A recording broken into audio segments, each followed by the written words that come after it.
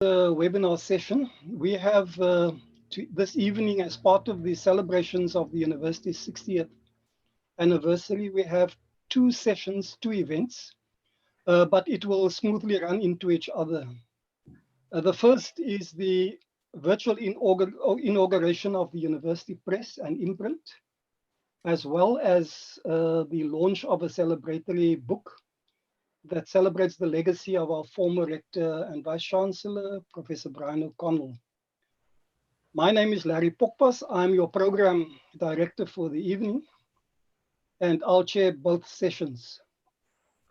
Given the range of participants, I'm going to ask all the participants just to make sure that when they're not speaking, to mute and to switch off the videos. But for the first session, we only have two speakers. And just in case you think about the program and how long it will last, it will just be just over 1.5 hours. So without further ado, allow me to welcome the two persons who gave birth to the idea of a university press, the two signatories to this partnership. On the one side, you have our Vice-Chancellor and Rector, Professor Tyron Pretorius, and also the Executive Director, Mr. Narod Brando. I'm going to, without further ado, ask the Rector to welcome you and to do the opening remarks and to address us. Professor Tyron Pretorius. Thank you, Larry. I'd like to welcome our new partner, African Sun Media, Professor Brian O'Connell, UWC colleagues and students, guests joining us from within South Africa, but also from across the world. We know that many of our international partners have indicated that they will join us, and also some of Prof. O'Connell's former colleagues who find themselves in other countries. I welcome you all.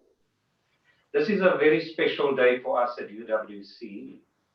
Today we celebrate the launch of a new partnership that has resulted in the university having its own press, the UWC Press. And we are celebrating the launch of the first book of that UWC Press. And I wonder how many of you have been fortunate, like I have, to receive a copy hot off the press. This book, From Hope to Action Through Knowledge, narrates the rebirth and the revival of the university under the visionary leadership of my predecessor, Prof. Brian O'Connell. It is very intimidating to work in the shadow of Prof. O'Connell. In the beginning, the favorite question that was asked of me was, how does it feel to fill the shoes of someone like Prof. Brian O'Connell? Prof. O'Connell would know I would always say, let's not talk about Prof. Brian O'Connell's shoes. Let's rather say how difficult it is to follow in his footsteps. So this book is also about paying homage to Professor O'Connell. As many of you know, UWC, like the other historically disadvantaged institutions, were managed on meager budgets under the apartheid government. And there were severe restrictions on what we ought and ought not to have and to offer to our students. With those limited budgets, we, unlike many other higher education institutions, could never dream of having our own press and imprint.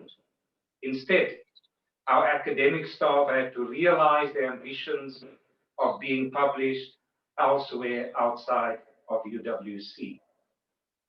It was just too costly to begin to contemplate starting our own press. To stand here today with a book with a UWC Press logo on it is therefore a momentous occasion, and one of which everyone at UWC should be very proud of. The UWC Press will be managed in partnership with one of South Africa's leading Black-owned publishers, African Sun Media. And we are appreciative that they are going to be with us on this journey. This UWC Press will provide new impetus to our researchers to publish their work because they no longer have to shop elsewhere for appropriate publishers. Having grown our research output exponentially in the recent past, the press also offers the broader public access to the body of research generated by UWC. The press will play a crucial role in better connecting our university to society by disseminating and preserving locally produced knowledge. Knowledge that is accessible to the general public, in which UWC prides itself as an engaged university.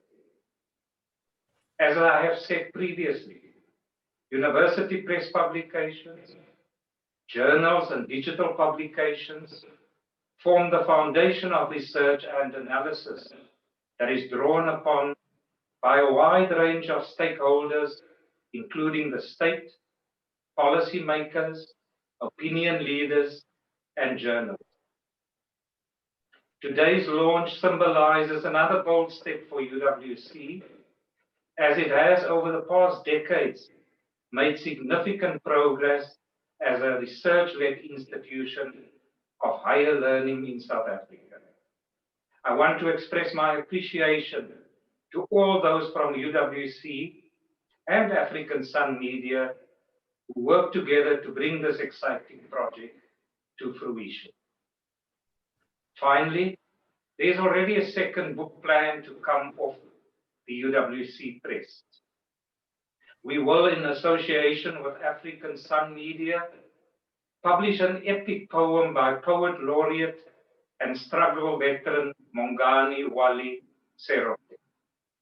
The poem, Sikalel U Owar, speaks about the former ANC president Oliver Tambo's childhood in the Eastern Cape, the anti-apartheid struggle, his role in the ANC, and his vision for South Africa. I'm sure that these two first publications are the first two of many successful publications that will roll off the UWC Press, whether in digital or print form. Thank you. Thank you, Professor Pretorius, for these opening words and for giving us a bit of context. Without further ado, Mr. Narod Brando, the Managing Director of African Sun Media. I've had the privilege of being in his company for the last few weeks. Please give us some background to where this comes from and the benefits. Narod, over to you. Thank you very much, Larry. Greetings to Honorable Minister Pandor, UWC Vice-Chancellor, Professor Tyrone Pretorius, editors of From Hope to Action Through Knowledge, Professor Ramesh Bharuthram, and Larry Pokpas, Publishing Manager Vikas Panzel, and my fellow panelists. This is indeed a landmark day in the history of the University of the Western Cape and for African Sun Media. In this partnership, we have remedied a historical imbalance and taken ownership of local knowledge publication. In 1959, ironically, the year in which UWC was founded, the Separate Universities Act was also promulgated to provide for the establishment, maintenance, management, and control of university colleges for non-white persons. The motivation behind the act was not all so altruistic as it sounds, much like other apartheid legislation at the time. The architect behind it was then Minister of Native Affairs, Dr. Hendrik Verwoerd, who rejected a call for equal education and argued, I contend that the Bantu that obtains their education at the open universities are in most instances rendered unserviceable in furnishing social welfare services because they no longer regard themselves as Bantu, but as members of an exclusive international brotherhood of intellectuals with no particular responsibilities to their own people. Adding his voice to the argument was then Minister of Education, Johannes Viljoen, who said of the academia that will emerge from Bantu colleges, instead of becoming a leader and a social asset, he becomes a traitor and a social evil. The non-whites are still too immature to accept the responsibilities concomitant with an independent university. Apart from that, unfortunate experiences, some of them very recently, have shown how susceptible the non-white students are to undesirable ideological influences, which can so easily lead to riots and violence.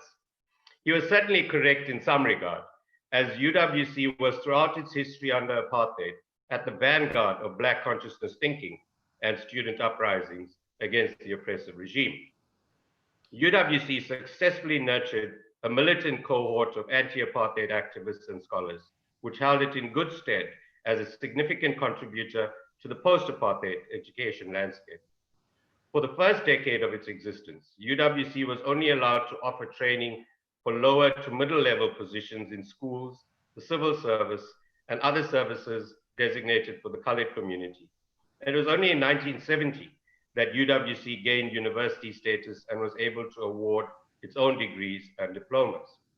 But coming back to the idea of a university press, as a matriculant in the 1980s, I was denied ministerial permission to study journalism at Rhodes University. I had then to change trajectory and studied at the University of Durban-Westville, designated for my race group. Whilst there, I wondered why we did not have our own university press, while our neighbors on the hill at Natal University did. Were our research output substandard and unworthy of publication? Was our research and the publishing thereof mutually exclusive? Was I indeed in an intellectual wasteland? Timeously for me, researchers like Professor Bharuthram, whom I am privileged to share this platform with today, shattered that myth, producing world-leading research, which was a significant badge of honor for the student population at the time.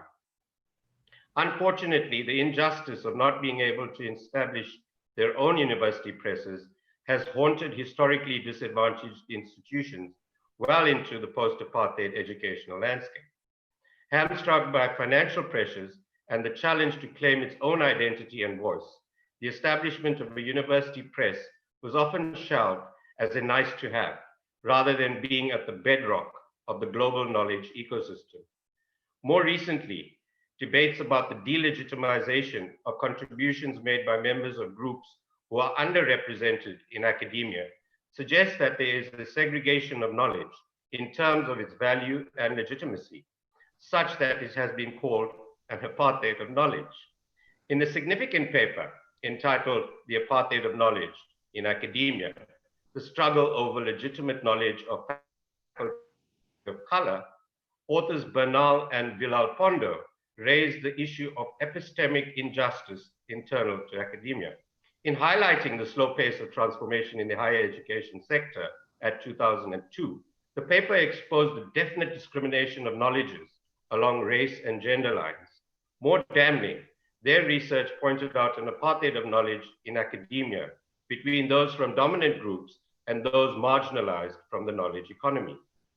The delegitimizing of Black scholarly research by ignoring or othering it was further fueled by the lack of basic infrastructure to publish research in their own names, identities, and brands. Aside from the economic impediments faced in the establishment and maintenance of a university press, the publishing of research under a more established former advantage press was preferred with a perceived academic prestige, further demeaning research emanating from the historically disadvantaged university.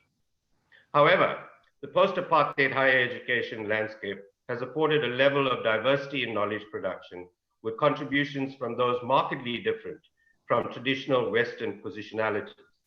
There is an acute appreciation of the context of the complex interplay between those knowledges brought to research from colonial historiographies and those that are post-colonial and post-apartheid.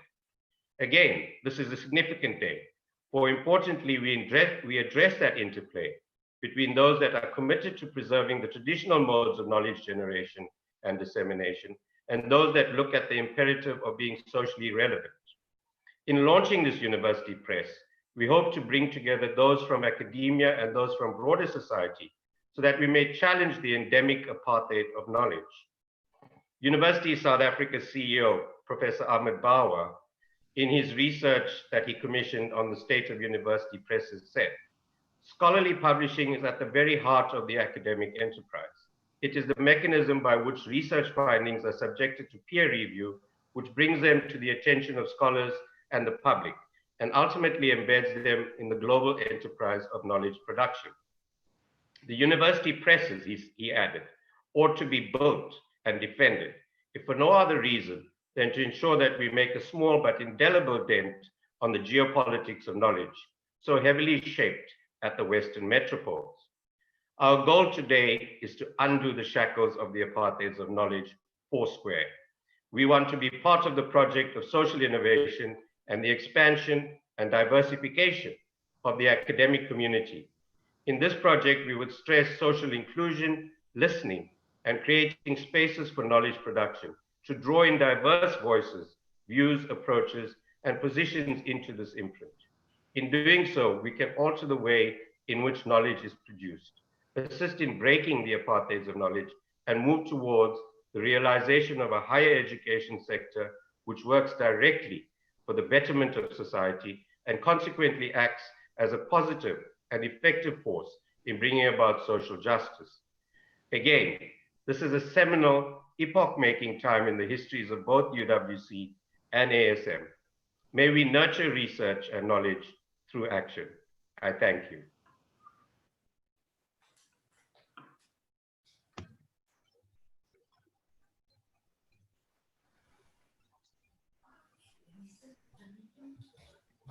Thank you, Narod.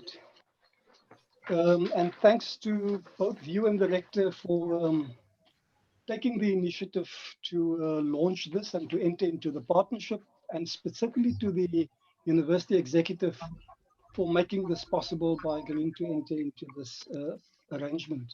I trust that our academics will make full use of the new platform as a UWC Press, which affords us an opportunity to properly share our scholarly outputs in both our teaching and learning, as well as research and community engagement with a much broader audience. So thanks again for establishing and launching this press, and we wish you well in the endeavors going forward. During the course of the evening, we'll refer to some aspects of this, but I now want to move to the next session, which is the second session for tonight. And this is about the launch of a book celebrating the life of the former Vice-Chancellor. Just before I do that, I invite those people who joined late, you're welcome to make use of the chat and to participate fully in the arrangements, and also to engage your colleagues from local as well as from abroad. I note in the chat that a number of international partners have joined from universities of Missouri, Ghent, Brussels, Vrije University Brussels, SANOT members from Uppsala, the rector from the University of Uppsala. I'm just going further down, Professor Akesson, as well as members from Bergen University. So welcome to our international partners, and I'll watch the chat as we go along. Allow me now to move into the next session. And during this session, welcoming, as the rector already did, the Brian O'Connell family. I had the privilege of spending 13 years as institutional planner and executive assistant to the Vice-Chancellor, Professor O'Connell. And so we spent many, many hours together. So with his family, his wife, Judith, as well as his son and daughter, Brian and Amanda, and their spouses, Lee and Michael, as well as their grandson. Welcome again, Professor O'Connell. I'm not going to call on the The person who worked most closely with Professor O'Connell over at least the last number of years was his 2IC, or his right hand, Professor Ramesh Bharuthram, as the former DVC academic. And he will give us the rationale and overview of the book that we're going to discuss tonight. Professor Bharuthram. Thanks, Larry. I will move immediately on to my presentation, and thank you for this opportunity.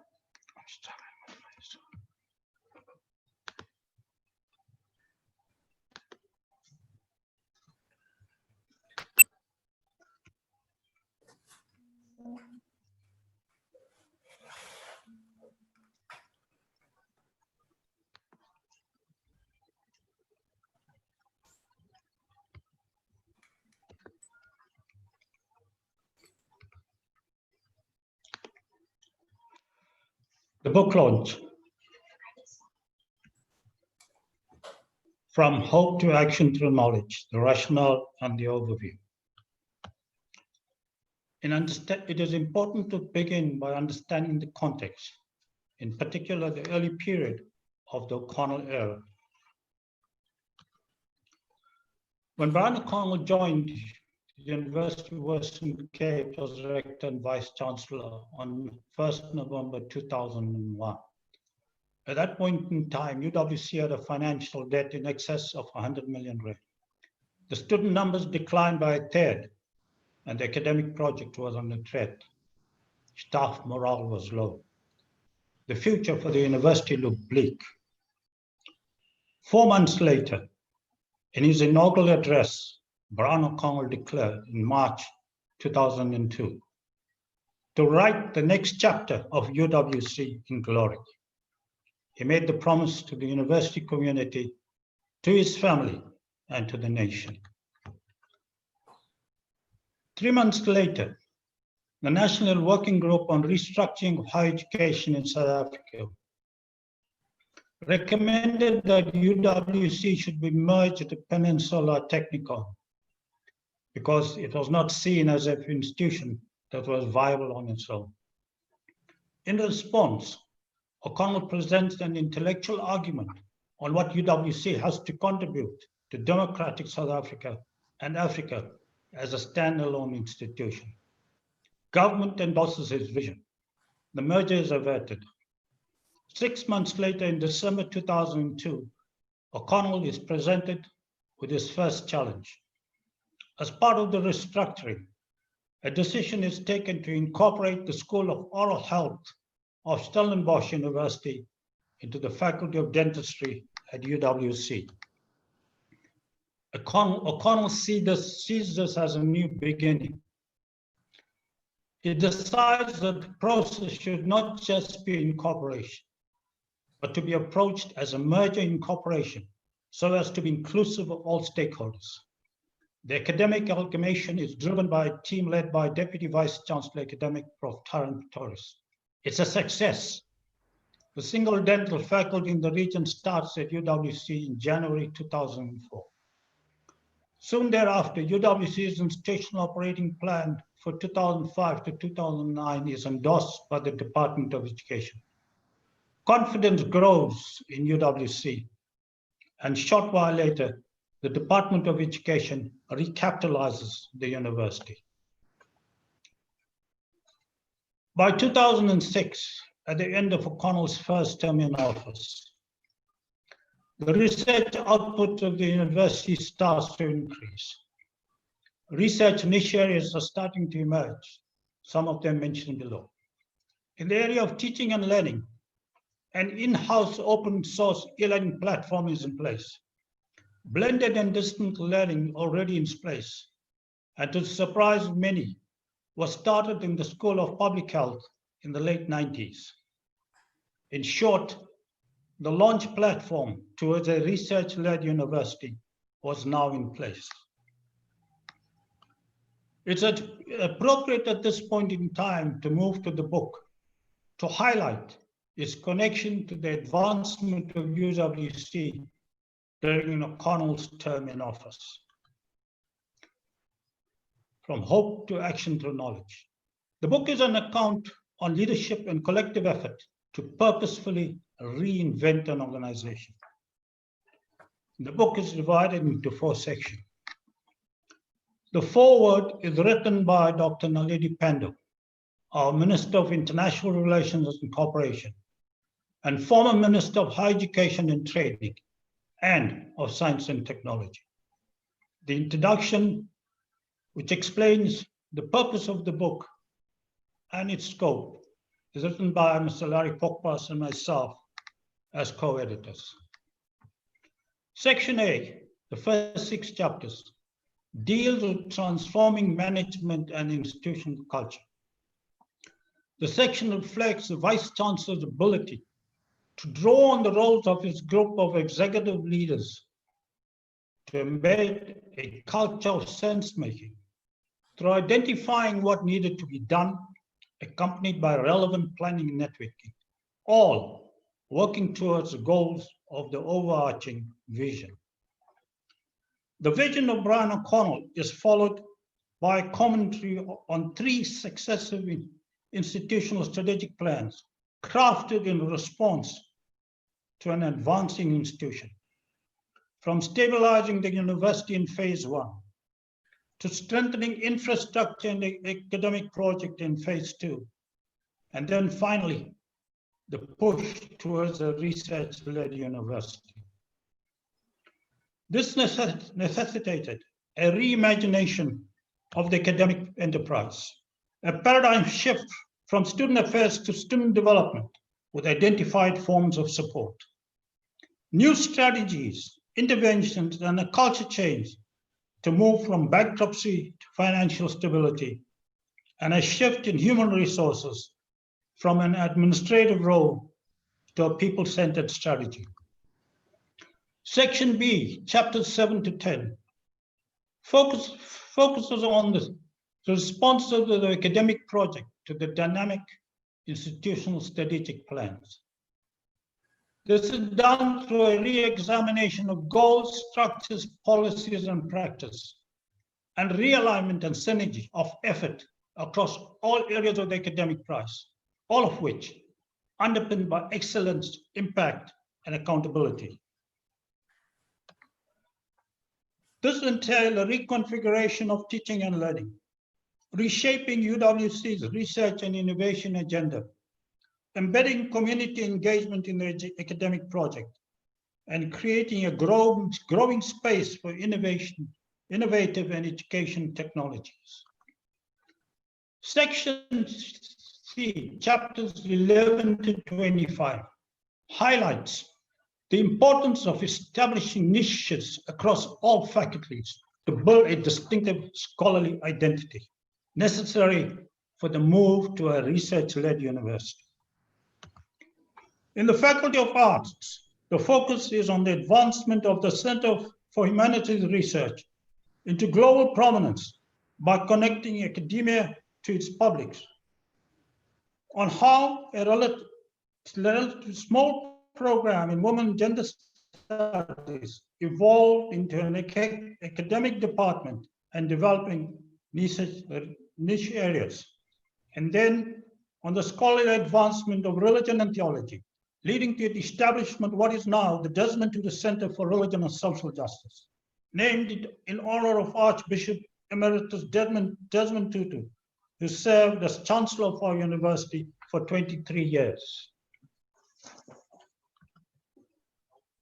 The emergence of a public health program initiated by Prof. Jake Scoville in 1992 into a School of Public Health with a strong African and global presence in the Faculty of Community and Health Sciences is followed by the successful bringing together of two different institutional cultures and ethos on opposite sides of the apartheid divide into what is today the strongest dental faculty on the continent. The book that covers the engaged research of the Institute of Poverty, Land and Agrarian Studies and the advancement of development studies in the Institute for Social Development in the Faculty of Economic Management and Management Sciences, as well as leading-edge research programs in post-school studies and science and mathematics education in the Faculty of Education. The focus in the Faculty of Law is on the evolution of the Community Law Center into the Dulles Institute for Constitutional Law, Governance and Human Rights, emphasizing the role of the center in the drafting of our country's constitution. Within the Faculty of Natural Sciences, we cover cutting-edge research advances in microbial biotechnology and metagenomics, to leading the development of expertise in bioinformatics across the African continent. Then to the development of innovative technologies for energy production and storage. Next, to cutting-edge research and national capacity development in material science and nuclear sciences and in astronomy and astrophysics. Closing with advances in nanoelectrochemistry and the establishment of a state-of-the-art sensor laboratory. So how successful was the reinventing of UWC? We gauged this by examining the status quo of UWC at the end of 2014 when Professor O'Connell went into retirement.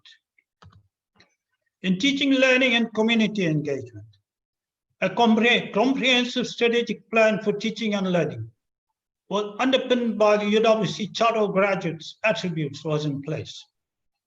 A strong promotion of scholarship in teaching and learning. Increasing use of advances in innovative technologies in teaching and learning. A strong e-learning center with a strengthened learning management system and increased uptake of blended and distance learning across all faculties. And community engagement activities significantly expanded and embedded within the academic project. As regards research, this slide represents the growth in UWC's research output from 2002 to 2014, as measured by our National Department of Higher Education and Training. From generating just over 2,000 units in the year 2002 to more than 1,000 units in 2014, more than a fourfold increase. What is interesting to point out is the top curve. It reflects the growth patterns that was consistent with the three strategic plans. The period 2002 to 2008, stabilizing the university and slowly moving it forward.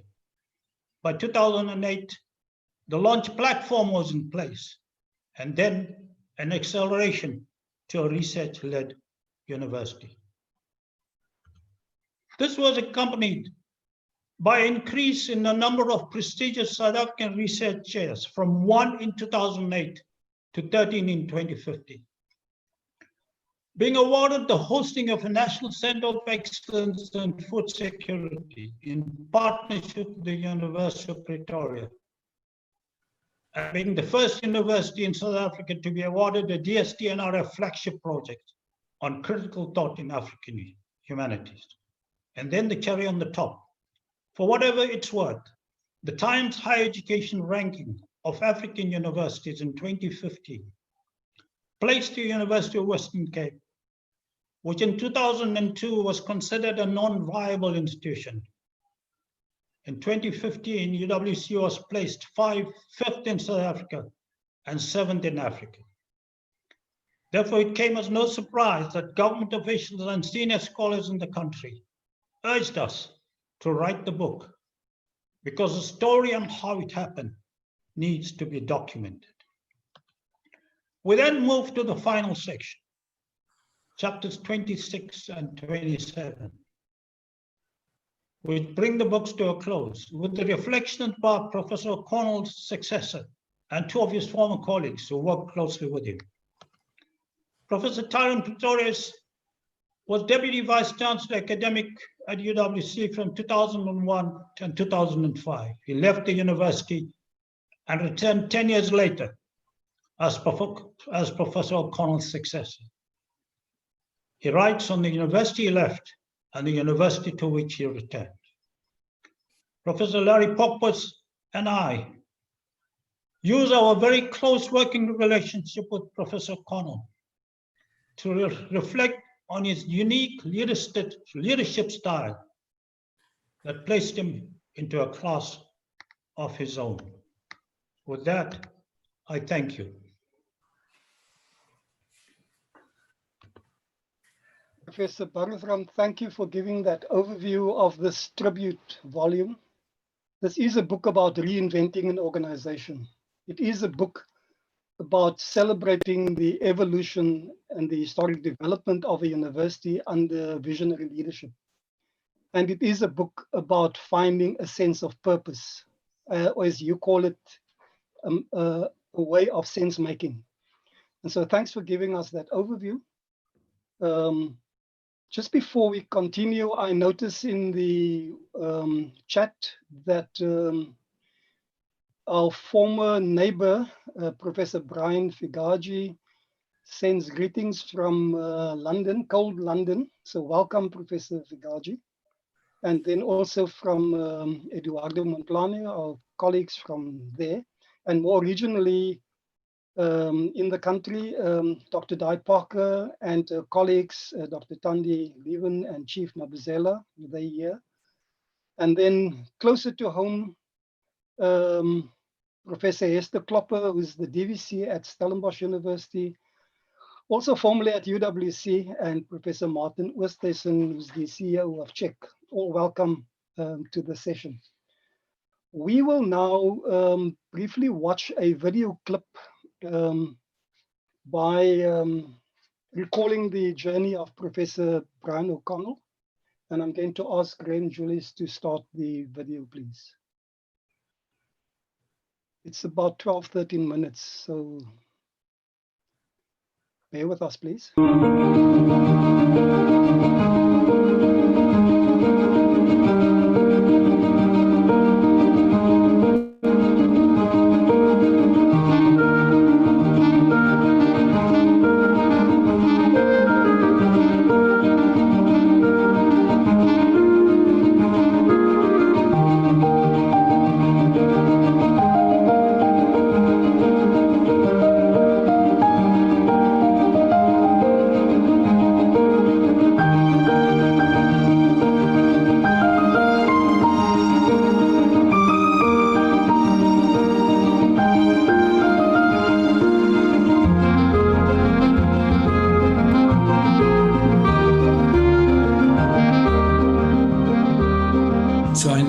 The first thing that I had to do was to get the staff on my side, and then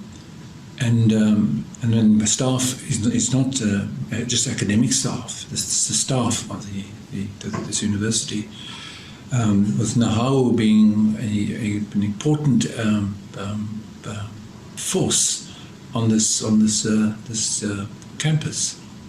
I began to engage myself with groups of staff members, and telling them that I believe that the UWC, that because it showed what it could do in the time of apartheid, it stood tall and fought a brave fight, and our child, now we must take that same spirit to the academic side of it, to the learning side of it.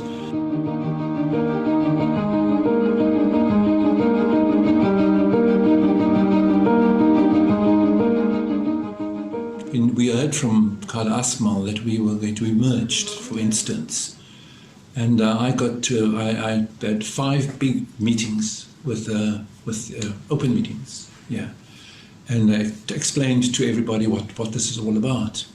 And I challenged, and I wrote a letter to the campus, and to everybody who got a copy of it. And in it I say to them that our future, the UWC's future, will depend not only on how you engage strongly with the government, if that engaged strongly is violent. What they must do is engage with the government with dignity but with purpose. If they listened, and I saw that they were beginning to think about this. But right up until the end of the day before the announcements were made about this, I had another meeting, and in that meeting, people started jumping up and saying, "We don't trust government. We don't trust governments. So we must go to the DECA. We must go and show government that what we will do if they merge us." And I said that it's exactly the worst thing that you can do. We now have engaged with government. We've given them a picture of this university during struggle, and now it's ready for this new struggle. And if I lose the history of this institution, it will die. So we must take that history and tell government our history was fought, well fought. We were considered to be a seat of opposition as a university, and we took on that challenge, and now we want to use that brand, the UWC brand. We want to use it for another purpose. And the purpose is the academic purpose. It worked.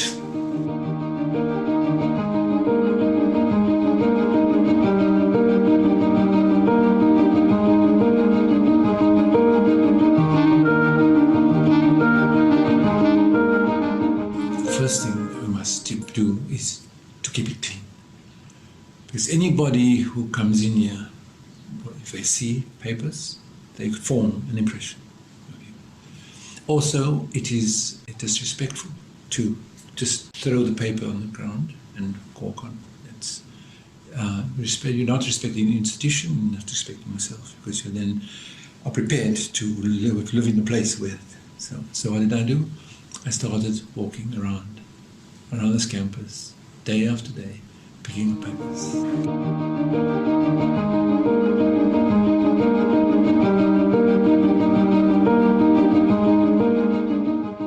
And so that was that began to get through to the people, the students and staff. And now we've got to think about the academic side, and how do we become the metaphor of Africa? If what's the path? And then something happens in the United States of America, which impacts incredibly on the life of this institution. This was in the 1980s. We managed to make a partnership with the University of Missouri, but we weren't going at this as within a plan. It was a partnership, and academics on their side will want to speak to an academic on this side, but it wasn't encased in a plan about how we're going to take this thing forward. So that's the other thing we need to do. So we went to Missouri, and we said we went to, it must be deeper. The relationship has to be deeper, but we can't. We haven't got the money. You must continue to help us with the money. And they said yes. So every one of our people who went across into Missouri with Missouri's money. And when Missouri sent its people here, it's with Missouri money. Well, we don't have it. We don't have it, but the spirit is there. The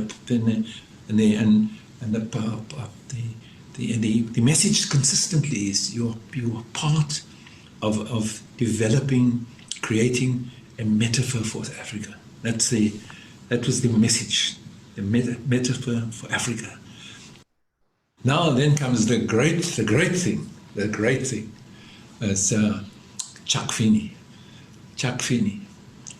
Who's Chuck Finney?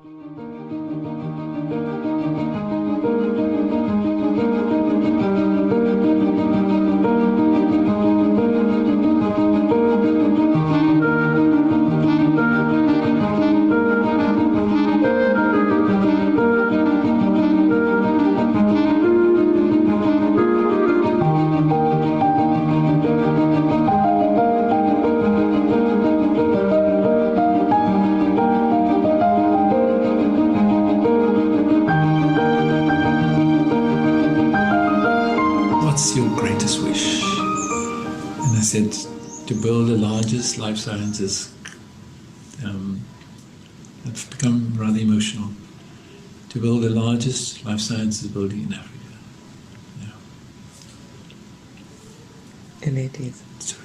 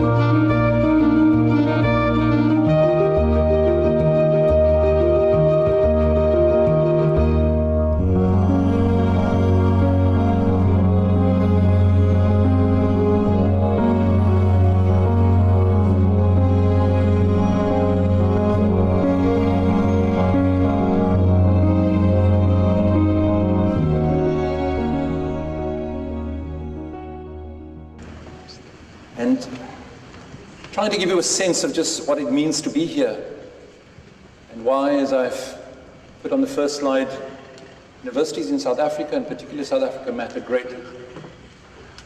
Why must they succeed, and why are you so important? But we can answer that question quite quickly by looking at that.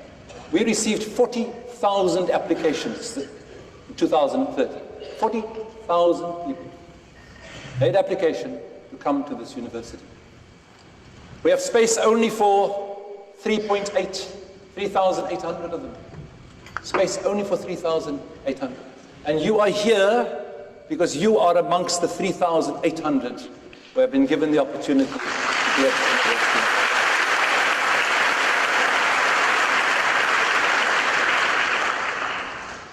But there's something else. There are 1 million students in any time in the entire university system of South Africa. This is right to doctor. 1 million. There are 51 million South Africans, which means that you form part of the 1.9% of the nation's people who will be at the university this year. 1.9%. Have you any idea how special you are? Whatever you did to be able to get here shows that you are either courageous, that you have a sense of purpose, you've got a vision, you've got the competences, your mind, you're ready in mind and heart, and you want to achieve something. But I want to try to show you that achievement is not for you, but for a far, far greater cause. The cause of the future of our nation, and also perhaps for the future of humankind.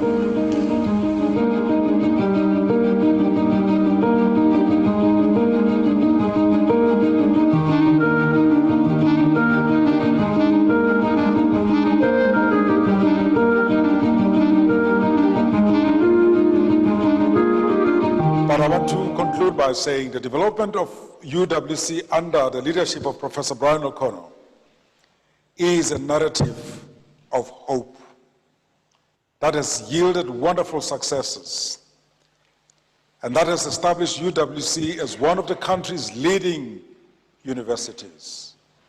He has made it truly a university that has moved from hope to action through knowledge. We at UWC are proud of what has been achieved by so many students and members of staff. Let UWC serve as an example to all of what is possible when one maintains hope of a better future while letting the rigorous pursuit of knowledge guide one's actions.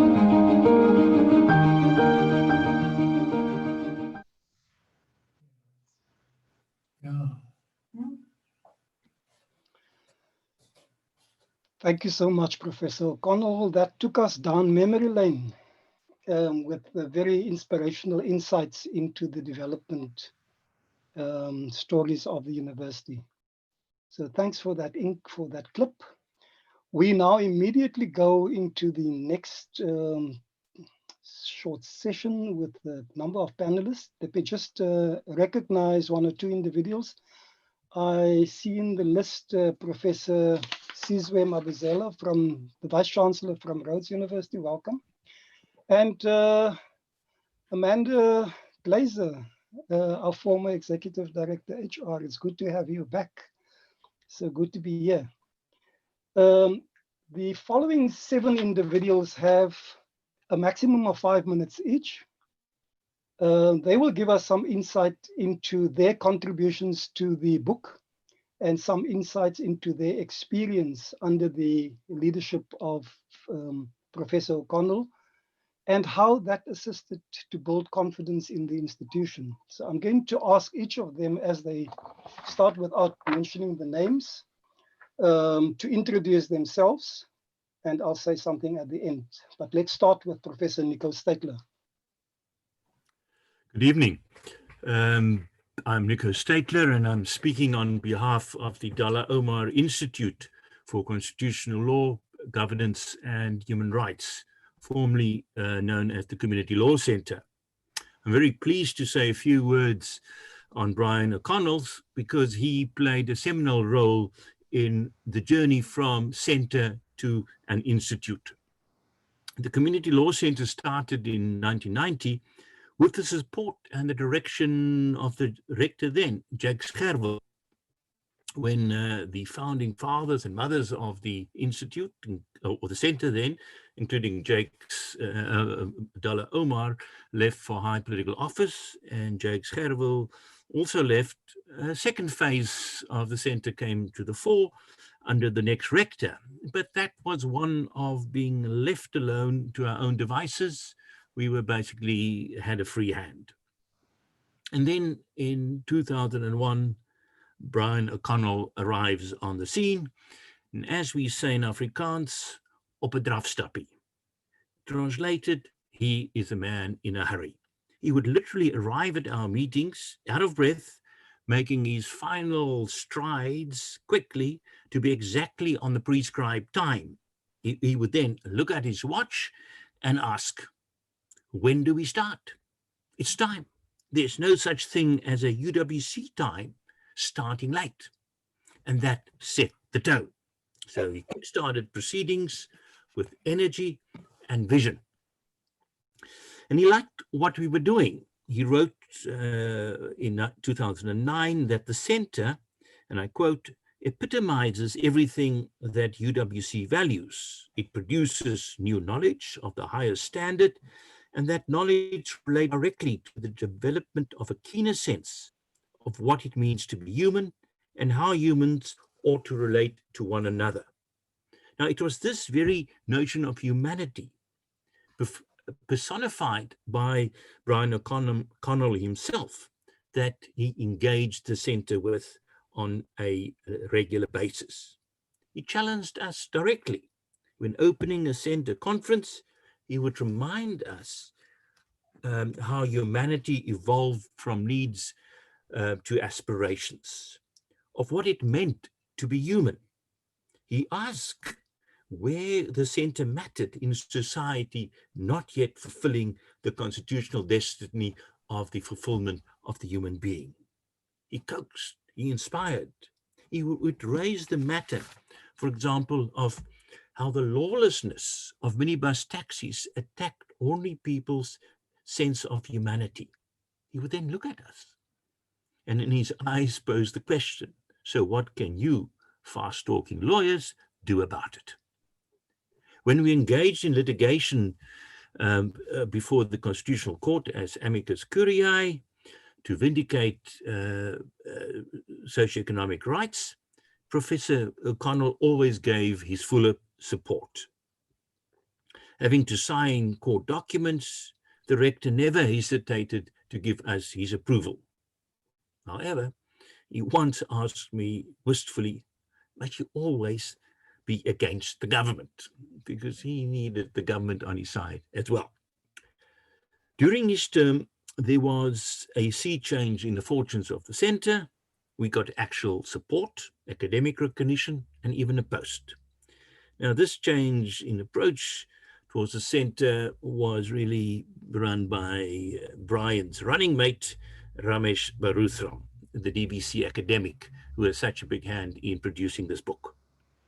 The shift was significant for the center because although we were already research orientated, we received the support and encouragement from the university. During Professor O'Connell's tenure, we understood again the value of an engaged rector, a rector that leads, a rector that inspires. He not only steered the university courageously, but he was also continuously inspiring the center, its leadership, its staff, its students, to combine academic rigor with empathy and discipline to improve the lives of fellow human beings. It was a meeting of minds and objectives, a mutual supportive relationship. The center retains its free hand, but then they joined the hand of Brian O'Connell, who gave us much moral, financial, and institutional support, but at the same time, challenged us to do better what we proclaim to do. For that, I thank you, Brian O'Connell.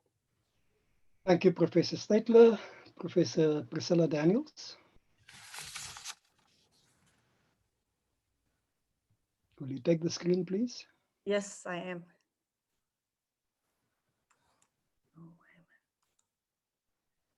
Okay.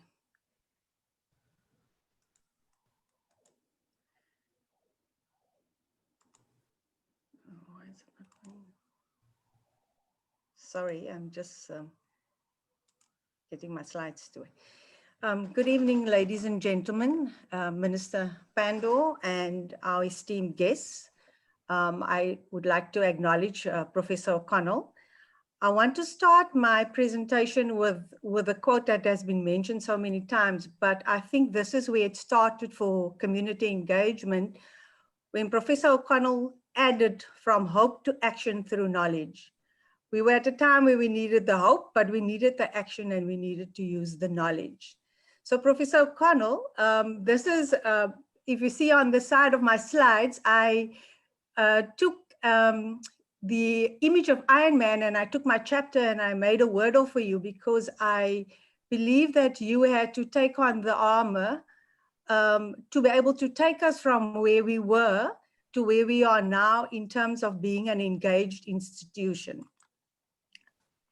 Then I wanted to mention that for a university to be an engaged university, it's important that we have to embed community engagement. And the only way to do that is to do it through policy. And one of the things that Professor O'Connell did was to say that we will look at students in the community, and that would be the academic point from where we will look at community engagement. And if we look at where we are now, we have 140 programs where students are working in the community. Sure. Then the next point that I wanted to mention was that Professor O'Connell used the word engaged university. And I think one of the big things about being a transformational leader is building the support, and as Professor O'Connell mentioned, and the trust. So he kept on repeating in all of his policies and in all of his reports and all of the meetings that he had. And you see that we are an engaged university, and we are because of our sense of being. And everybody talks about community engagement and engagement being in our DNA. And he acknowledged that it's important for us to be an excellent university in a global environment, but he still reminded us that we needed to be responsive to social and economic development within the country. Then lastly, I want to say that one of the big things about being a leader and being a transformational leader is that progress is impossible without change. And those who cannot change their minds cannot change anything. That's what Bernard Shaw says. But I think the big thing is that I want to thank Professor O'Connell for the legacy he has left. The fact that he has managed to be like a big brother. If you look at my last picture, I have Iron Man in the back and all of us in the front. I wanted to say, Professor O'Connell, I don't see Big Brother as looking over our shoulder, but rather as a mentor and somebody that has left policies in place so that we can improve the work that we are doing. And I thank you for your commitment to UWC. Thank you. Thank you, Professor Daniels. Just before we get to the next speaker, I see the Chancellor of the University, Archbishop Makgoba, is with us, so welcome. And then two old friends, Pat McLagan, the Chief Executive Officer at for Organizational Learning at University of Minnesota. She participated in quite a number of our strategy sessions and leadership conversations. Pat, it's good to have you here. And Annelies Verdulachen from Ghent. Let's get to the next speaker, Professor Tammy Scheffer, Tamara Scheffer. Hi, good evening, everybody, and thanks so much for this opportunity to say a few words at this launch of a very special contribution to archiving the rich history of UWC's journey as an academic and political institution. I've been thinking that we cannot seize enough opportunities to reflect on our contributions at UWC, especially since the contemporary post-apartheid politics of higher education, the devaluation of universities that were historically marginal and misrepresented as UWC is by no means a thing of the past. Publications and forums that showcase moments of growth, of productivity, development, and inspiring leadership and scholarship, I think, become ever more important. So I feel deeply grateful and congratulations to the editors, Prof. Ramesh Bharuthram and Mr. Larry Pokpas, and all the authors on this rich and engaging work. And of course, I'm deeply grateful, like others, to the leadership and contributions of Prof. Brian O'Connell, which are so beautifully documented in this book through diverse and multidisciplinary stories. I'm located in the Arts and Humanities faculty and in what was in the early 2000s, a small, new and precarious program at UWC, Women's and Gender Studies. When I joined the Arts faculty in the year 2000, just before Prof. O'Connell himself arrived to head a university facing extreme challenges as is outlined in the book, the faculty similarly felt shaky and vulnerable. As Ernst Conradi of Theology and Religion reflects in his chapter in the book, this was a department threatened with closure, fragile and emotionally drained. There is no doubt that the arts and humanities at UWC and further afield were under considerable threat at multiple levels in an increasingly corporatized, output-driven university shaped by, I hesitate to say, global neoliberal capitalist modes of competition and consumerism, with emphasis on market-related outputs.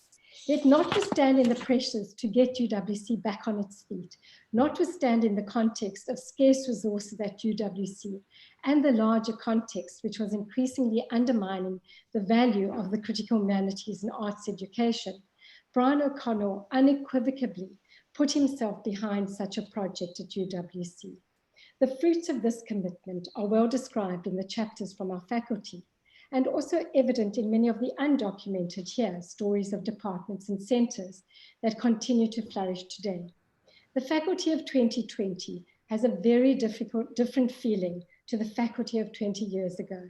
There is not only a rich foliage of scholarship, but also thriving and strong roots, which are in many ways the outcome of the nurturance, care, and attention that was directed at the faculty and its critical projects in the years of Prof. O'Connell's leadership at UWC. Ramesh Lalu puts this contribution very poignantly in his chapter in the book on the Center for Humanities Research.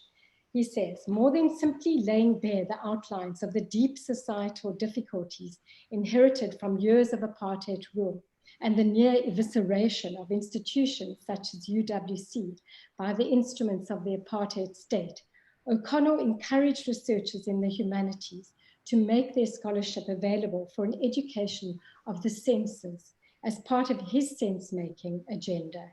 His was an effort aimed at reinventing the best traditions of thought for a sustainable post-apartheid future. A strong thread emerging from the reflections in this book is the way in which Prof. O'Connell's leadership facilitated flourishing, and importantly, an imaginary of scholarship that can make a difference, both locally and internationally, and our agency at UWC to be a part of and lead such scholarly endeavors. Not surprisingly, his time at UWC and certainly in our faculty saw a building and strengthening of departments, centers, institutes, and research hubs in general. As a member of the Women's and Gender Studies Department, which over Prof. O'Connell's time grew rapidly from a small postgraduate program with 2 contract staff to a fully fledged department with now 5 permanent academic staff members and an administrator, offering a full suite of undergraduate and postgraduate programs, we are particularly indebted to the kind of support and investment in our work that Prof. O'Connell showed us from the moment he arrived at UWC. Moreover, I and my department have so many fond memories of Brian O'Connell. His willingness to always avail himself to open our events and conferences, being welcomed into his office for advice, his generosity in funding events when all other sources had dried up, his ethical, warm, and welcoming manner, his positive and infectious outlook, his long-term dedication to social justice, and his modeling of this commitment in his own practices. We valued and continue to appreciate Prof. O'Connell's accessibility, generosity, and engagement, which was by no means unique to Women's and Gender Studies in the Faculty of Arts and Humanities, but a part of his larger capacity for and dedication to building community and a shared vision in the university while mobilizing UWC on a path of scholarly excellence. Thank you.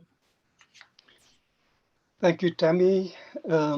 And talking about the arts and humanities, it's good to have Karen Brown, who's most of these international members. She's from the University of Minnesota, and Thor Halverson. They're household names. So in a sense, although they're not here, they treat it as homegrown UWC people. So welcome again. The next speaker, Professor Ben Cousins. Thanks, Larry. Thanks for inviting me here. Welcome to everyone. This is a wonderful occasion in which we can pay tribute to a truly inspiring leader and those who've worked with him. My name is Ben Cousins, as said, and I'm from the Institute for Poverty, Land and Agrarian Studies, or PLAS, which focuses on issues of land reform, rural development, natural resource management, and the dynamics of poverty in general. The chapter in the book is co-written by current director of PLAS, Professor Andries de Tooy, and myself, and the chapter focuses on the politics of sense-making in the post-apartheid era. And in these remarks, I want to both pay a tribute to Brian O'Connell, but also to explore some of the current politics of knowledge with the university located within the wider society. Okay, so the key issues I want to address are to do with debate and disagreement. How can we engage in dialogue even when we have fundamental differences with the others on the other side of the table. And as we know from the United States right at this moment, this is potentially a huge issue in any society.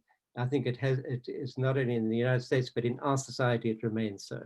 So there are four contexts in which this politics of knowledge has arisen. Firstly, the relationship between our research institute, PLAS, and the ANC government with respect to land reform policies in particular has been a difficult and vexed relationship. And often we as researchers have called government to account, have said, listen, this is not going well, why don't you rethink? But we've often been met with a rebuff and saying, we don't want to hear your opinion. And here I want to draw attention to a story that we tell in our chapter where a visiting cabinet minister, Kara Asmal, drew Brian O'Connell aside and said to him, who are these people at PLAS and why are they criticizing our government so much? This was in the late 1990s, early 2000s. And Brian said, Mr. Asmal, they are doing what university professors do. They think independently, they draw the implications for society, and they tell it like it is. And Brian has often told this story, and I want to say that this is a fundamentally important position, that intellectual endeavor has to be independent. It has potential contributions to make to society, but it has to be driven by its own sense of what is important, and it has to prove itself out there in the real world of society through debate and dialogue. That positioning of strong support from our host institution was hugely important in encouraging us to pursue our intellectual agenda. The second context has been our relationship with civil society partners who often want us to just back them up in their struggles, and often tensions arise because researchers are forced to point out weaknesses in civil society positions. That's a creative but often tense relationship. But thirdly, there's also a politics of knowledge within UWC, which is sometimes a little bit uncomfortable. And I think this manifested most profoundly during the Fees Must Fall period, some 4 or 5 years ago. I don't think our university did all that well in that particular period in allowing debate and disagreement to take place amongst ourselves as an academic community.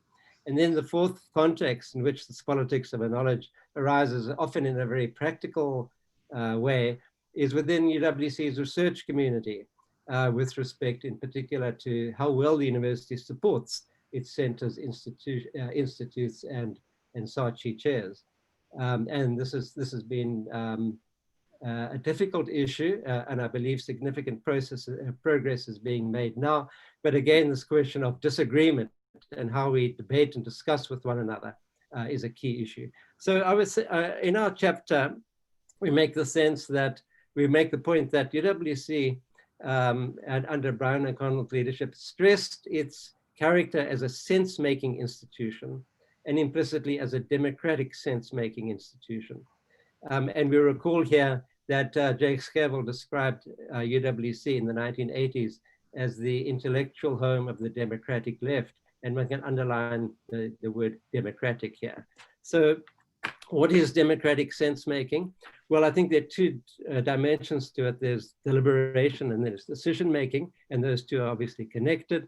In deliberative in democracies, all voices are heard, all are counted equal in the debate. And the debate is conducted in a rational manner with considered weighing up of both evidence and frameworks of understanding. And thirdly, minority views are listened to equally. And there's no voting within deliberation. With respect to decisions, of course, it's very different. Here, just one majority votes can carry the day, if not by consensus, then by majority. And of course, the requirement then is that decisions are transparent and decision makers are accountable. And the joining of these two, deliberation, reasonable deliberation, rational deliberation, and rational decision making is key to what a university is all about. And I think we have... Your concluding remark, please. So I think there are a great many obstacles to achieving this ideal. and we have to look at ourselves and ask ourselves, are we succeeding? So firstly, there's unequal power. Secondly, there's institutionalized power. Often identity politics is not that useful. And the most fundamental constraint can be the absence of a community of feeling, a shared set of assumptions and values, as this can be, and this can be debilitating, as we see in the United States today. So Brian O'Connell understood this vision, and he strove to make UWC an embodiment of that kind of idea of deliberative decision-making within a democratic institution. He was ably supported by many others, including Ramesh, Bharuthram, Larry Pokpas, and others, who must also be commended for their efforts. So, yeah, the question is, however, whether we fully achieved that vision and what we can learn from our reflections going forward. Did we have sufficient participation and consultation? Yes, we had powerful, strong leadership, but is that good enough? Don't we need to create more avenues for participation? I throw that out as a challenge for us as we go forward, not only to look back on the rebirth of the phoenix from the ashes, but also to say, you know, if we haven't fully achieved that vision, how can we do so going forward? And I'm very encouraged by the fact, sorry, my last sentence, Larry, that at the moment, a Senate task team has been set up to examine the question of how to create a supportive environment for research, a key issue. So yeah, so I think my reflection is that the politics of sense-making remains a challenge, and all of us have to commit ourselves to doing this in a democratic manner going forward in order to build on the strong foundations of our university. Thank you. Thank you, Professor Cousins. You went over time, but I allowed it. I told you I was going to, Larry. The next speaker, Professor Papier. Good evening, Dr. Pandor, Prof. O'Connell, friends and colleagues. My name is Joy Papier, and I'm the director of the Institute for Post-School Studies, or the IPSS, and also the NRF Saatchi Chair for Post-Schooling TVET Studies. The IPSS was established in 2013 and houses studies in adult, in higher, and in vocational education and training. As we know, adult and vocational education particularly are largely under-researched in South Africa, and so we are contributing to the knowledge base in these domains through relevant postgraduate studies and a range of research projects. But my chapter in the book is not about the IPSS. It's called Turning an Idea into Reality. It is the backstory of its origins and the road less traveled that led to its formation. And of course, every good story has to have a hero or a heroine. And it is this part that I want to focus on tonight. In our case, it was a hero. I believe it was serendipity, a chance encounter, that was to have a lasting impact on my life journey and that of many others. This was when, as a young 23-year-old teacher, I met Brian O'Connell for the first time. It was around 1986 when our country was being ravaged by apartheid injustices and education was under siege. I joined a small group of history teachers who were trying to make a difference in their classrooms and was struck by a young, articulate, fiery leader with ideas that inspired me. He was clearly passionate about learning, but thoughtful about how colonization of the mind was our greatest limitation. He made an indelible impression on the young me. About 10 years later, in 1996, our paths crossed again when I was employed at the National Access Consortium Western Cape, known as the NAC. This organization, aspiring to be a new institutional form in the unfolding policy landscape, was constituted from NGOs with a proud track record of education activism. The Leaf College of Commerce and Engineering in Rondebosch, the Kanya College in Athlone, and the Access Program at Peninsula Technikon. Through innovative programs, education opportunities for hundreds of talented, disadvantaged youth and adults were provided by the new NAC organization. Brian O'Connell was chair of the board of trustees at the NAC. I was thrilled to note that he had not lost any of his fire and his passion, or his thoughtfulness as a leader. Through the late 90s, the NAC went on to achieve wonderful heights. A tribute to Brian O'Connell's work, his fellow trustees, of which Samuel Isaacs was deputy chair, and a highly competent executive leadership. Around 2003, it became clear that the research and development arm of the NAC, which was active in the vocational and FET college space, was FET colleges at the time, needed to be mainstreamed in order to be more effective in the new democratic dispensation. The Trust deliberated deeply on possible locations that would enable our work to continue. When Brian O'Connell again showed inordinate leadership by suggesting that UWC become home to the FET Institute. He made a compelling argument, and the rest, of course, is history. In 2003, the FET Institute, or FETI, as we were affectionately known, entered UWC as a self-funded entity and was mainstreamed into the Institute for Post-School Studies as the vocational unit 10 years later in 2013. The book, 10 Years of the FETI at UWC, documents the extraordinary work a small band of advocates for vocational education was able to undertake with the support and encouragement of Prof. O'Connell and his team at the helm of the university. His idea, his passion, his vision had become a reality. The IPSS, the university, and indeed the South African vocational sector in particular, are indebted to Prof. O'Connell for that. I thank you. Thank you, Professor Papier. And it's also good to note that Martin Mulcahy is in the audience. He's one of the participants and members of your board too. The next speaker, Professor Mala Trindade. Good evening, ladies and gentlemen, and esteemed guests. I contributed to this book in my capacity as the current director of the Institute for Microbial Biotechnology and Metagenomics, which I will refer to as IMBM throughout my talk. And it's a research institute in the Department of Biotechnology in the Natural Sciences faculty. My story tells of two intertwined transition journeys resulting from the strategic realignment led by Professor O'Connell, and which unfolded over several years under his leadership. A part of the chapter documents the more tangible and measurable impact which has contributed to UWC's growing reputation as a research-led university. But it also tells a more personal journey, that of my own, which exemplifies Professor O'Connell's mission, and I quote, to retain, promote, and develop talent and effectively empower the next generation of leaders.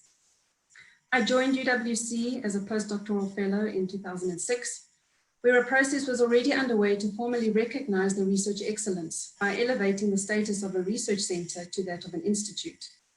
Professor O'Connell had visioned the need for UWC to identify emerging and established research niche areas to contribute to high outputs and to give the university a set of distinctions that would set it apart from other higher education institutions. The research conducted was pioneering and cutting edge, using technologies that were first introduced in South Africa by this research group, resulting in the recognition as leaders in the field of microbial ecology. The funding to achieve all of this was almost exclusively raised from external sources, and therefore the launch of the IMBM in September of 2007 was an embodiment of Professor O'Connell's strategy to raise UWC standing. The IMBM represented a niche area of research that was delivering on the productivity and the prominence that was needed to raise the university's profile in terms of its scientific research. And the ability to do so in a self-sustained manner was key to UWC seeing the strategy through, given the financial constraints that the university was still recovering from. Another innovative activity introduced by the DBC academic, Professor Bharuthram, to promote and reward excellence as a strategy to elevate the institution's standing, included several awards to research groups that excelled. Through this mechanism, the IMBM received postdoctoral and early research career positions, which not only served to recognize the continued achievements of the Institute, but also strengthened the capacity of the Institute to deliver even more. The resignation of the founder and former director of the IMBM in 2012 came as an unexpected shock, as it posed a risk to the investment UWC had made in establishing the Institute as a proudly UWC niche area. In addition, considering my fledgling career at that point, having only transitioned as a postdoctoral fellow into an academic position 3 years earlier, there were understandably doubts as to whether I, as the then deputy director, had the necessary experience and, more importantly, sufficient grant funding to sustain and grow the Institute. However, fast forwarding 8 years later, IMBM continues to celebrate achievements and receiving recognition for the innovative and leading research in the area of genomics, which include the awarding of the DSI NRF Sarchi Research Chair, the launching of the first of its kind in Africa single-cell genomics platform, and the DSI Women in Science Award for the research conducted towards 12 of the Sustainable Development Goals.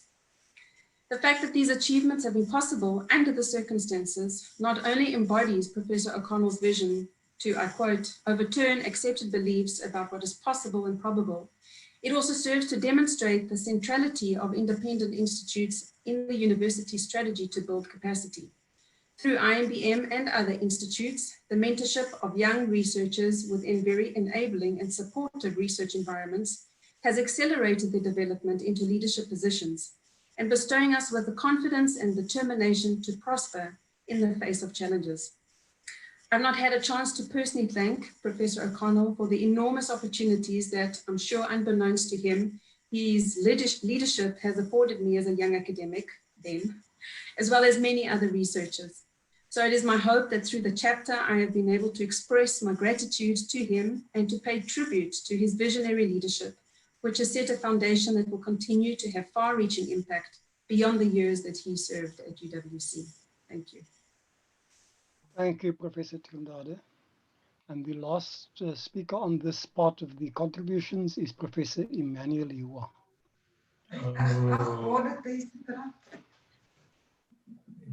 The Minister of International Relations and Cooperation, Dr. Naledi Pandor, Director and Vice-Chancellor of the University of Western Cape, Professor Tyrone Pretorius, the guest of honor and former Rector and Vice-Chancellor of the University of Western Cape, Professor Brian O'Connell, former Vice-Rector and Deputy Vice-Chancellor Academic Professor Ramesh Bharuthram, co-editor Mr. Larry Pokpas, distinguished guests, ladies and gentlemen. I'd like to thank Professor Bharuthram and Mr. Larry Pokpas for making the production of this historic book a reality and also inviting me to participate in this unique project that documented the era and achievements of Professor O'Connell as the Rector and Vice-Chancellor of the University of Western Cape from 2001 to 2014. I opt to rather use this opportunity to express my profound gratitude to Professor O'Connell for devoting 14 years of his life to the rebuilding of the University of Western Cape. While serving as a member of the University of Western Cape Institutional Forum and the University of the Western Cape Council from 2005 to 2014, I had the special privilege of interacting with Professor O'Connell at the meetings of the two bodies. During the period 2001 to 2007, I watched with great admiration his indefatigable visionary leadership in the search for identity for the University of Western Cape in the post-apartheid era, as well as the development of strategic framework for building the university's academic, administrative, infrastructural, and socio-cultural systems and processes suitable for the 21st century. His determination to ensure that the University of Western Cape project became a success story when the university was written off as another struggling, historically disadvantaged institution was incomparable. And the passion he exuded when he spoke about his vision for the University of Western Cape was captivating and compelling. Prof. O'Connor understood the important role mental health and conducive learning environment play in the successful implementation of any academic plan, and thus work towards the development of modern recreational and residential facilities at the University of Western Cape, for which the students are very grateful. Prof. O'Connor enabled and supported the creation of research centers, as you have heard, and institutes, and the identification of research entities, which he envisioned would form the fulcrum to propel the intensification of the research, teaching and learning, and cultural activities of the university.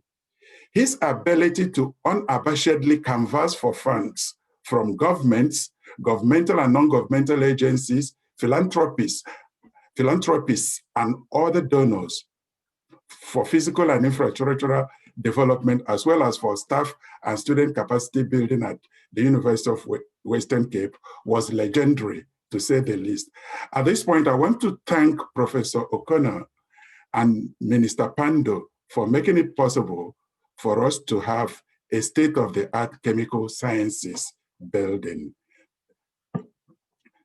Thanks to his leadership, the period 2008 to 2014, when he worked with Professor Bharuthram as the Vice Rector and Deputy Vice-Chancellor Academic, saw an acceleration in the national and international visibility, competitiveness, and rating of the University of Western Cape.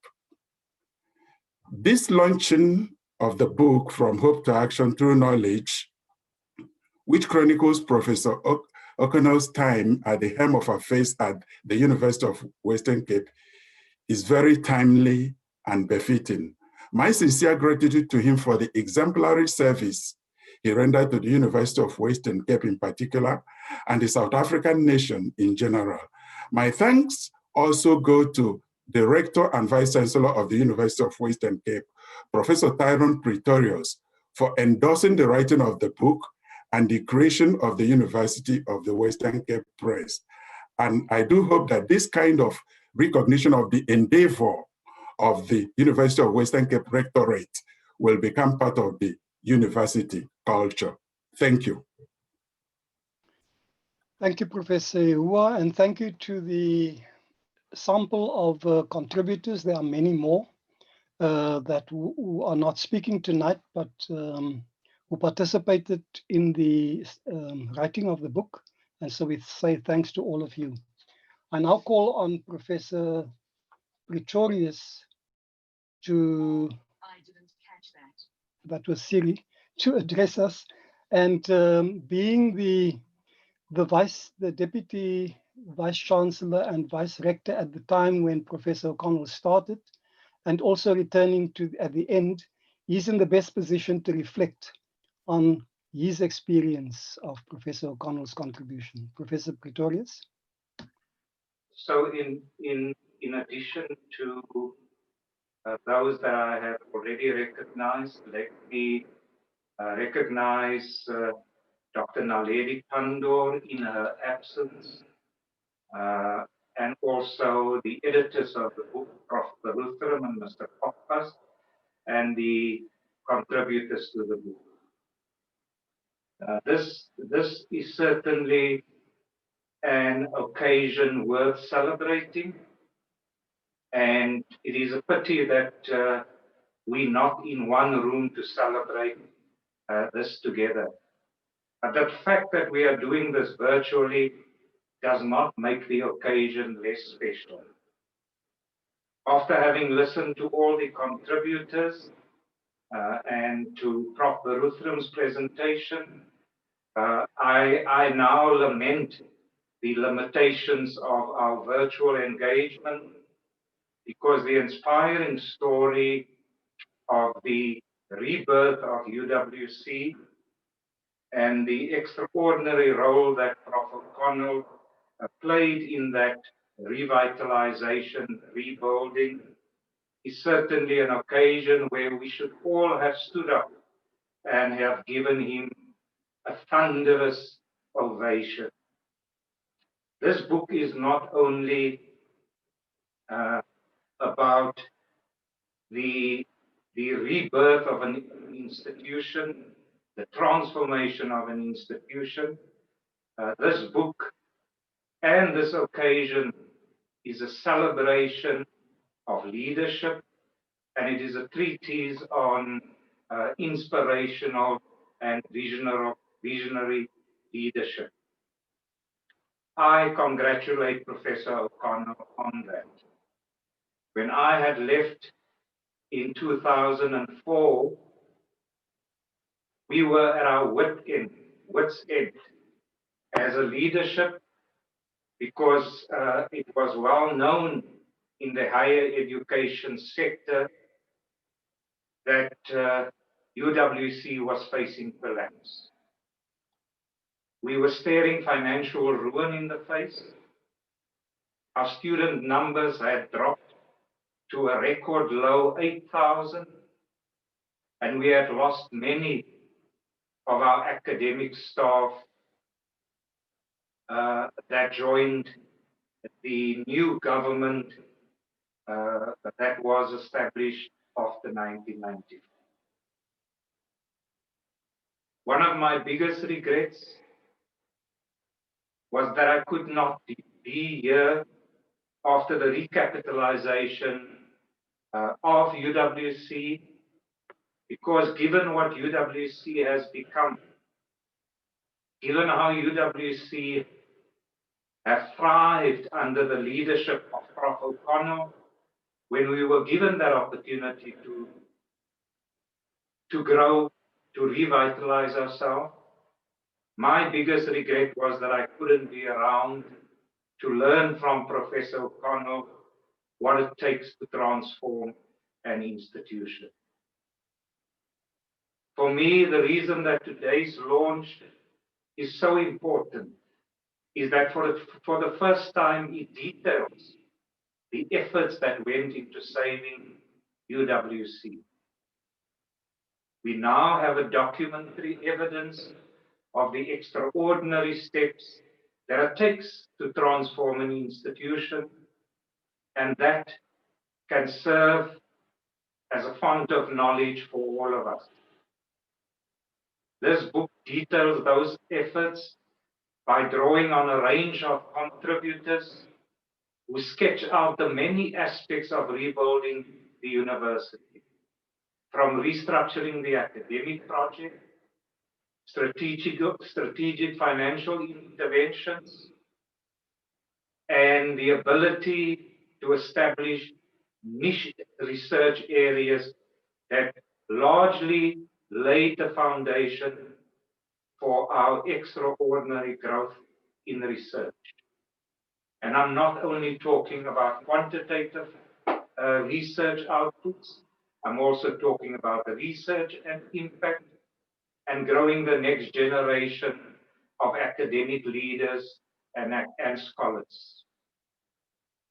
The book also speaks to Professor O'Connell's unique leadership style, how he made sure that the key executive members buys into his vision, and how he sold that vision to so many people, both inside and outside of the university. Some of them who have not had any contact or any knowledge of UWC, but became believers in the UWC dream. I'm glad that Prof. O'Connell shared the story of Chuck Feeney, someone who had no knowledge of UWC, but could be convinced that this extraordinary leadership vision is one about humanity, it's one about our common purpose in this world.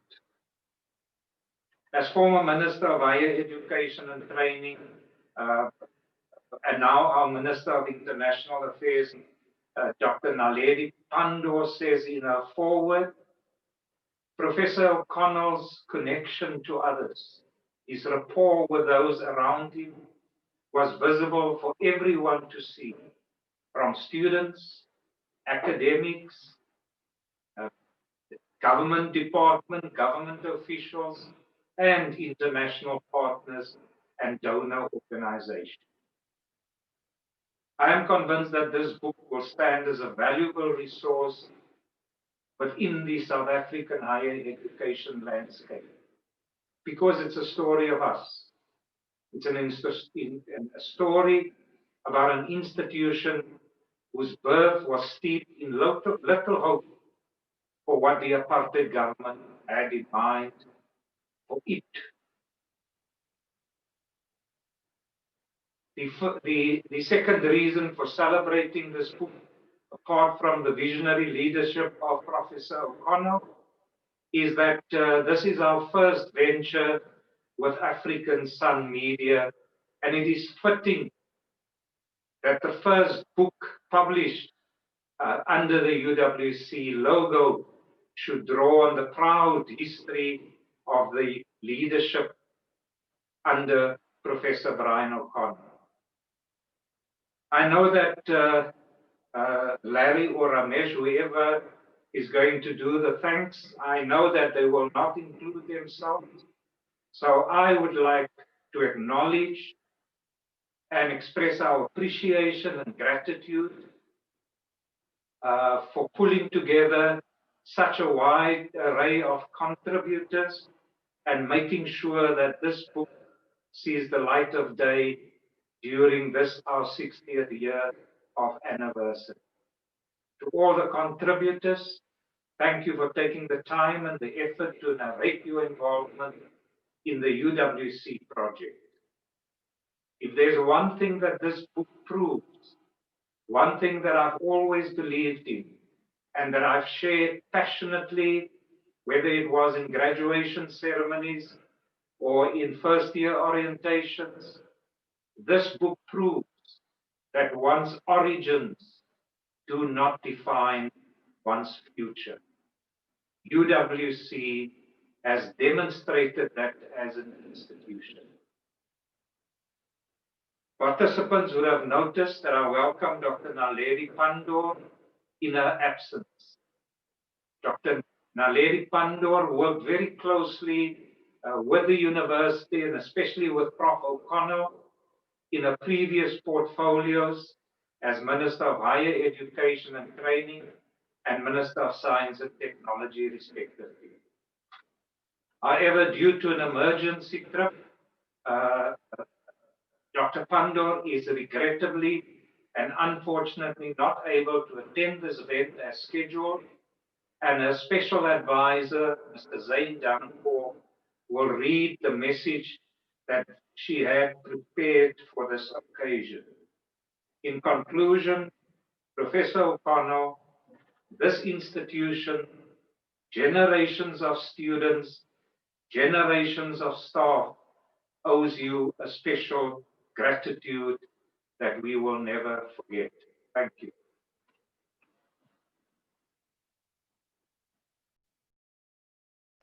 Thank you so much, Professor O'Connell and Mr. Dango. Will you take the screen, please?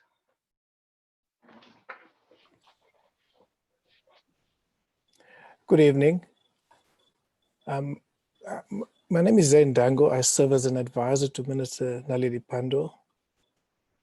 Minister Pandor would really have loved to deliver this message in person, but unfortunately, as indicated, she's traveling from Tanzania, which she had to travel to urgently. She extends her apologies, and I've been asked to read out her message. It's an honor for me to do this, given that I'm an alumnus of UWC, having studied there in the 1980s, where I also served on the SRC. I will read Minister Pandor's message out verbatim as she wanted to emphasize some issues that are very important to her.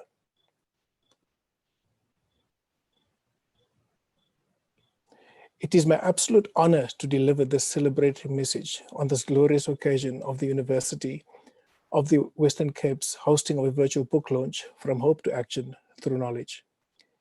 The evocative title of this book tells a story of the long and arduous journey the university has traversed in the quest to renew itself from the hopeless state in which it had found itself in the past to today, a modern, successful university contributing to the developmental needs of post-apartheid South Africa and the African continent at large. It is a title which maps out the recovery process UWC followed as it moved from the state of hoping for the best to an actual deliberate action to trump the existential entrapments through enhanced knowledge production. It is owed to the remarkable leadership of Professor Brian O'Connell and his dedicated team that today we are gathered to celebrate this incredible turnaround of this institution.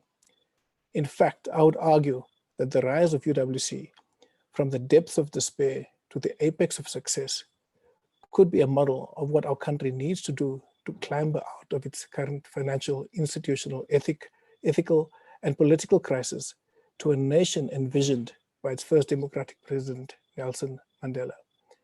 The significant progress of UWC testifies to a confident appropriation of quality and excellence by a former historically Black institution.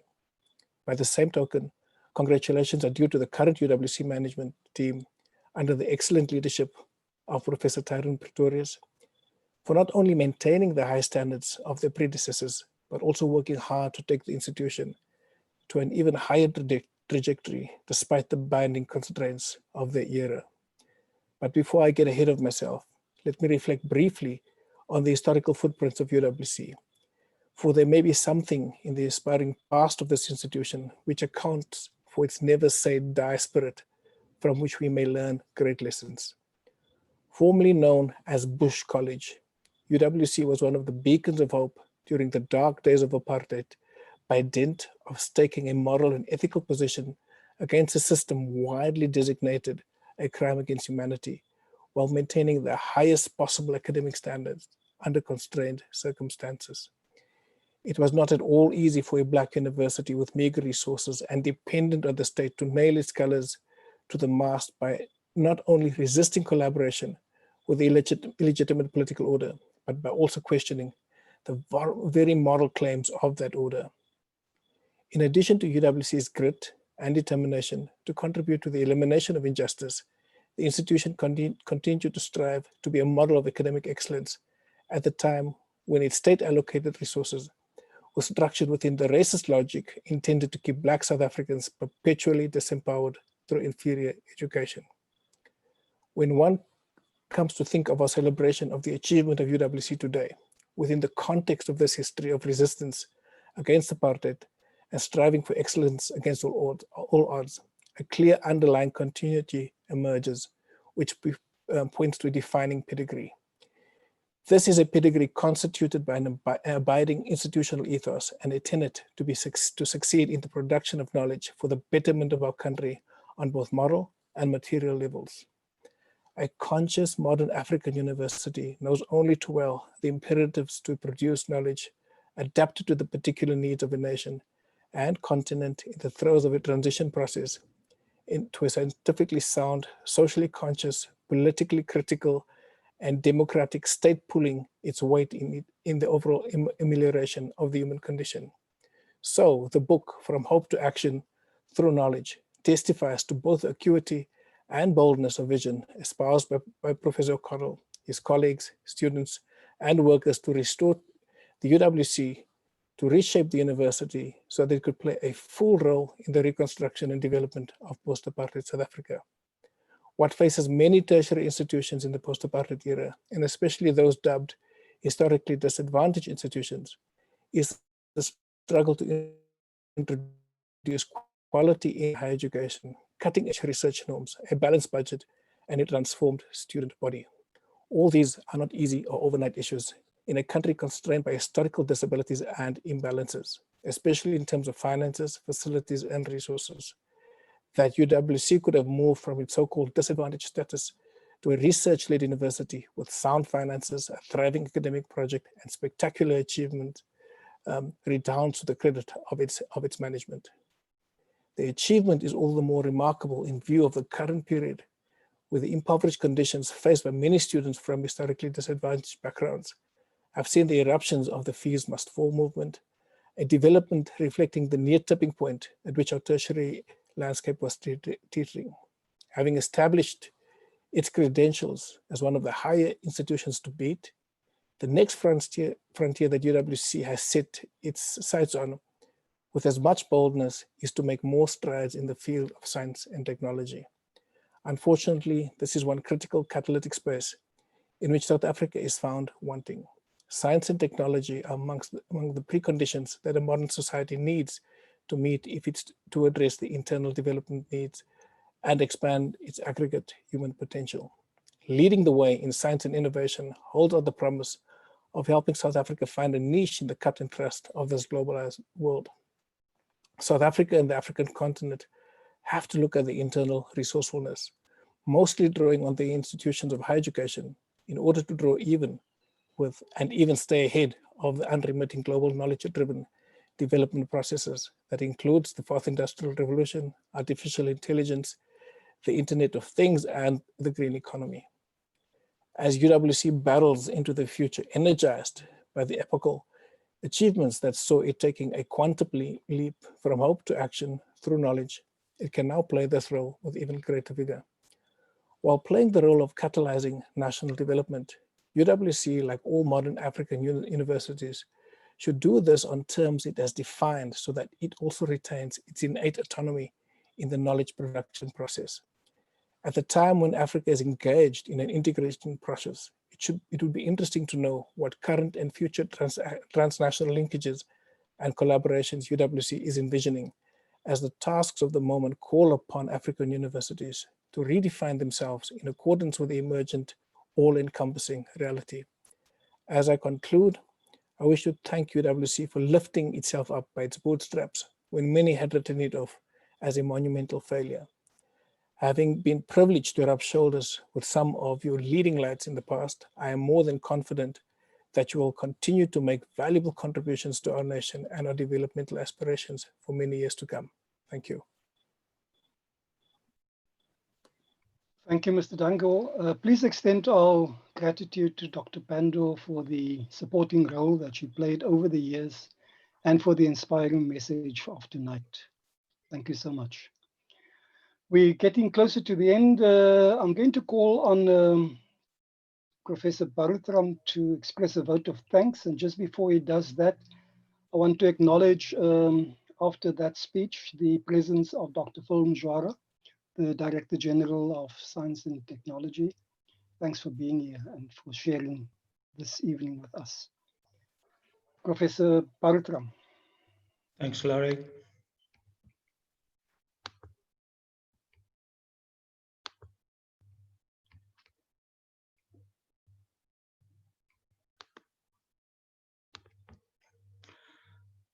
It's a pleasure indeed for me to give the vote of thanks.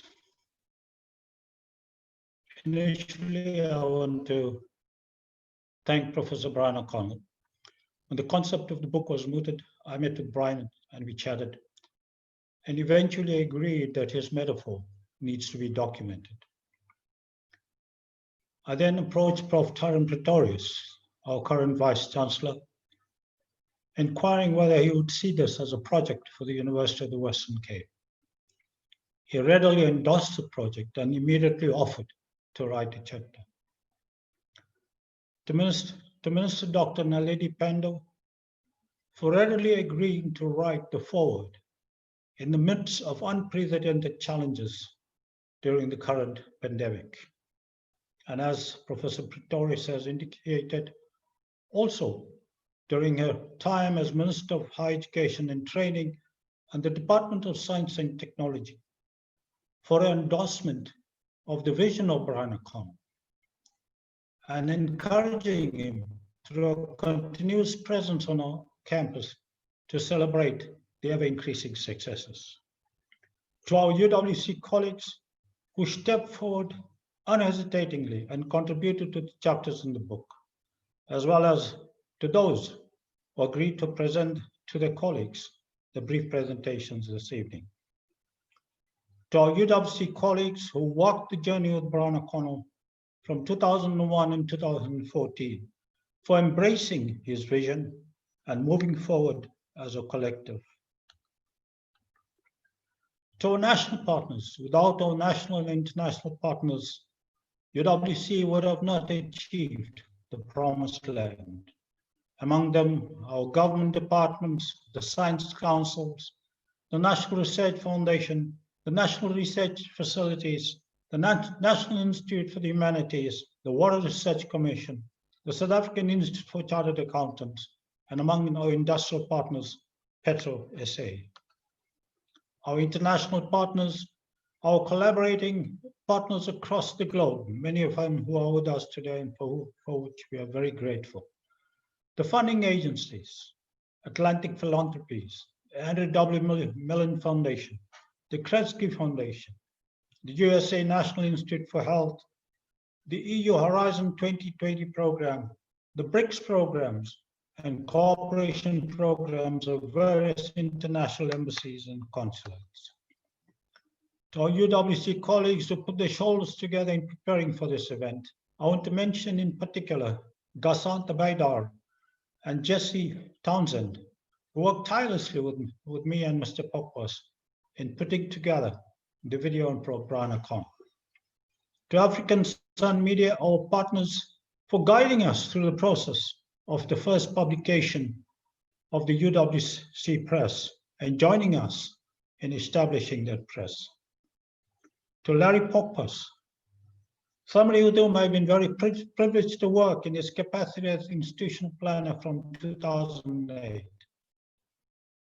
It has been a pleasure working with Larry in putting this book together. Those of you who know him will know that he is a walking institutional memory. When documents were needed, when information was required, he either provided them or would direct you to where the source can be found. And finally, to Brian O'Connell, for the vision, the self-belief, the passion, and the commitment, for working relentlessly towards the goal of his vision. A Vice-Chancellor who was in his office at 6:30 in the morning every day of the week, and would only leave for home between 6 and 7. When urgent matters needed to be resolved, it was not unusual for a meeting with his executive team at 7 in the morning or at 7 at night.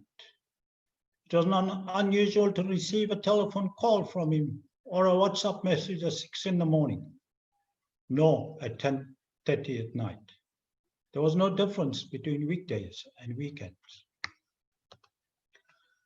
On reflecting on his unfailing commitment to taking UWC to unprecedented new heights, Prof. O'Connell had the following to say: for if we failed at a new one level, then there was not much of a future left for our university. We needed to keep the flame burning by engaging and sharing our successes, one step at a time, so that the energy will perpetually motivate all of us associated with UWC, from the council, executive management, faculties, support and administrative divisions, to work towards the ultimate goal. If we do this right, external parties will believe in us and want to partner with us on our journey. His deep commitment to community development and his overall contribution to education in South Africa as a teacher, lecturer, school principal, rector of a college of education, superintendent general of the provincial education department, director and vice chancellor of the University of Western Cape, over a period from 1970 to 2014, did not go unnoticed. Prof. O'Connell received honorary doctorates from the Universities of Cape Town and Stellenbosch, the University of South Africa and the University of Missouri, USA, the Paul Harris Award from Rotary International, an Order of Knighthood, Commander of the Order of Leopold II from Princess Astrid of Belgium. In recognition of his immense contribution to education and development in South Africa, driven by a passionate commitment to development in South Africa and a deep desire to make a contribution to that development, in 2017, Brian O'Connell received a Lifetime Achievement Award from the National Research Foundation. And finally, Larry, with your kind permission, I want to end on a personal note. To Brian O'Connell, I want to say that is appropriate that your achievements and your successes at UWC should deserve a toast, but being very cognizant of your strong position against alcohol at university events on campus. I believe we can do it differently, and we should toast it with this, the book, From Hope to Action Through Knowledge. The metaphor that you left behind will hopefully, as it is documented and is archived, serve as an inspiration to your contemporaries as well as generations to come. From those of us who have had the privilege of walking the journey with you and learning so much from you, as well as those associated with UWC since your retirement, we say to you, Professor O'Connell, a humble thank you. Thank you, Larry. Thank you, Ramesh. And this brings us to the end. So just in closing, allow me to say one or two words. I don't think Ramesh will thank himself. So allow me just to say a word of appreciation for Ramesh being the pillar of support during Professor O'Connell's tenure as the DVC academic, and for taking the initiative to document the history of the institution and bring this book under Professor O'Connell's reign and to bring the book project to fruition. Ramesh, it's really been a pleasure to work with you on this project, and thanks for inviting me to be the co-editor and to share in the development of the story. This book of almost 470 pages, 469 pages, is deeply significant in many ways. It's significant for pioneering research, for the insights, for the suggestions, and for raising critical questions. Some of these many questions, research questions, form part of being the trigger in the rebirth of the university. And so let's not forget that the contribution of these academics have been inspired by somebody who constantly probed everybody to nurture a culture of sense-making and make sense of the world that we live in. This brings us to the end. So Ramesh, just in conclusion, to say thanks to you and to our UWC colleagues, to say that the executive embraced the publication of, in fact, the establishment of the UWC Press as a new foundation to make scholarly work more visible and more accessible. So I can assure you that the executive is committed to build and make full use of the UWC Press. So watch this space. In the next month, I think the first of a series of magazines are likely to be launched on this platform. So again, watch this space. So this brings us to the end of tonight's proceeding. I thank all of you for participating. I wish you well, take care. And I now declare this launch function officially closed. Goodbye.